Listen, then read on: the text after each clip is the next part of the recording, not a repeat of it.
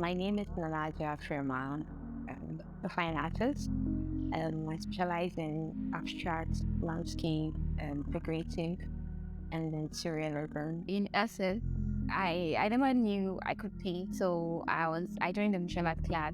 I was supposed to be in a business class, but I was supposed to wait for the second year. So a lot of people leave the school and you'll be able to join the next class.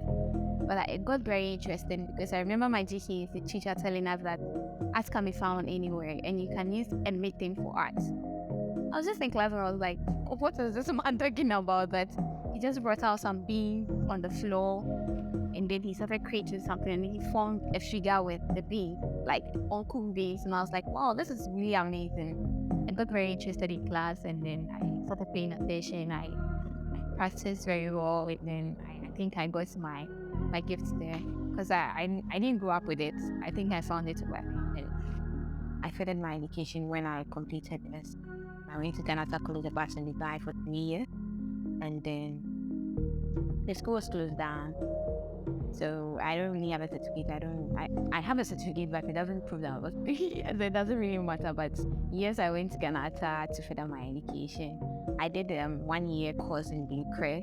I did a little fashion and then illusion and sketching, fashion design, graphics a little. The first painting I did was oil painting. I was reading a storybook which had like a very nice art in front. It was really amazing. It's just I made a pencil of it after, but I only bought an oil paint because I think that was what I thought I could be. I didn't really know the advance of acrylics, watercolor, pastel colors, and all those things. I only knew oil paint, so I tried out and I showed it to my grandpa. It was my first time, and he was like, "Oh, that is very nice, right?" I like the comments from him, and I was so excited. I'm really excited, like my grandpa, to see that because he was an architect. So coming from him, I was really happy.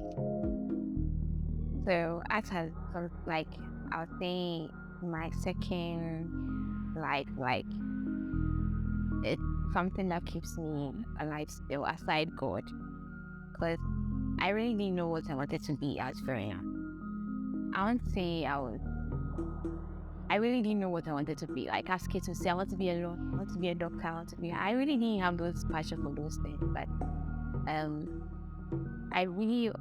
after I grew up, I was really praying to God that, so what will I also be? And then when I used to watch a lot of cartoons and then movies, I'll be like, oh, I'll be a movie star like them. I'll do cartoons and all those things. I'll be funny, But when I grew up, I knew it's not really something that is. I can't just go and do it. I have to start from somewhere. And I was really confused. But with the journey art I am in, I feel like I have a purpose to give back to my society, myself, strengthen other people young around me, encourage people, and it's been an amazing journey for me, and I really like it. I'm blessed.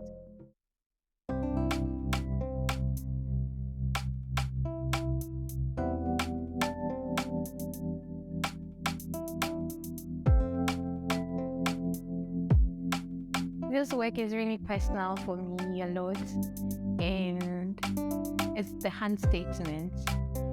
And I feel like the hand has played an amazing role in each person's life. All of us are life, whether hands is cut off, your leg is cut off.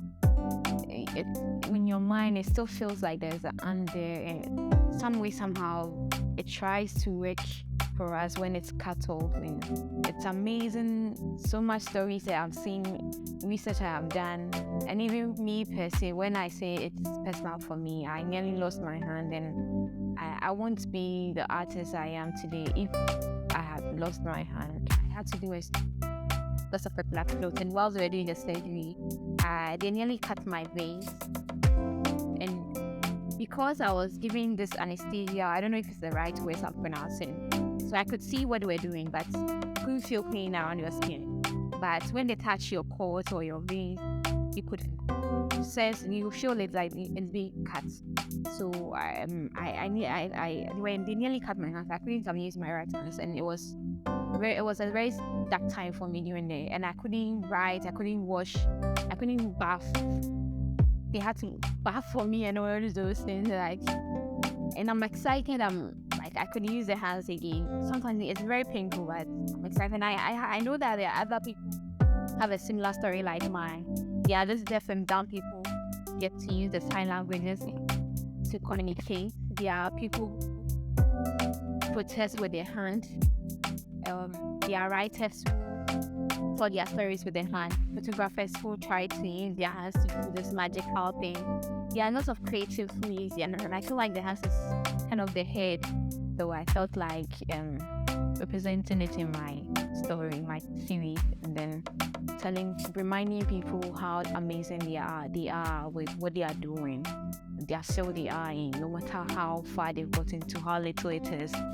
Those selling tomatoes, like out there, the hand involves everybody.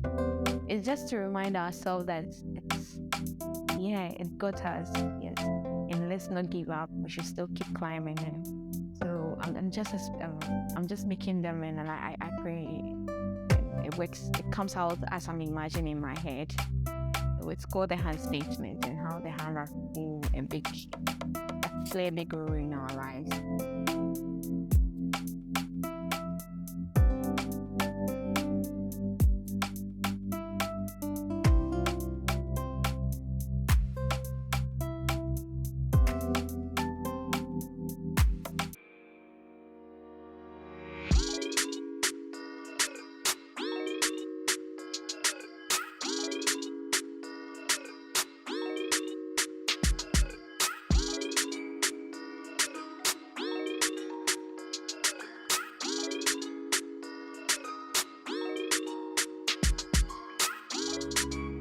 Love who you are, be yourself, be free, be content,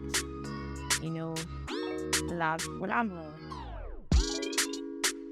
People have been meant to hurt, and sometimes we even hurt ourselves so much that we can't even think like it.